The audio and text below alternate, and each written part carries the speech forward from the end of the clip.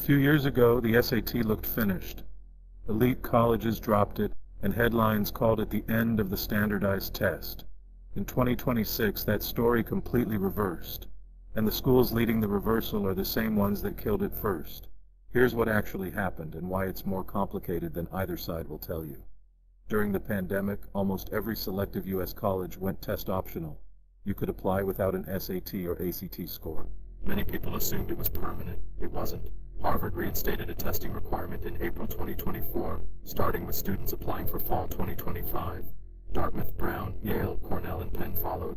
For the 2026-27 cycle, 6 of the 8 Ivy League schools, Harvard, Yale, Dartmouth, Brown, Cornell, and Penn, require a test score again, alongside MIT, Caltech, and Stanford.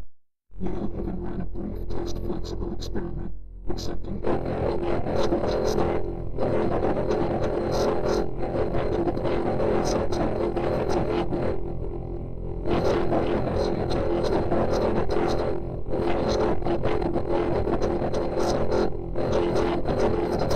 Test optional out. Only Columbia and Princeton are still test optional among the Ivies, and both are in their final test optional cycle, with requirements returning for 2027 to 28. Now, the colleges didn't reverse course because they missed the test. They ran the test optional experiment. They never had things.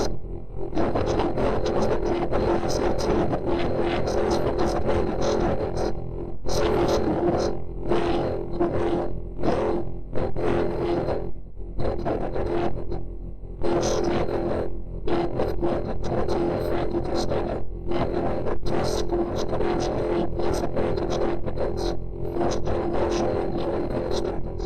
And then admissions officers a signal that stood out against a weaker high school profile.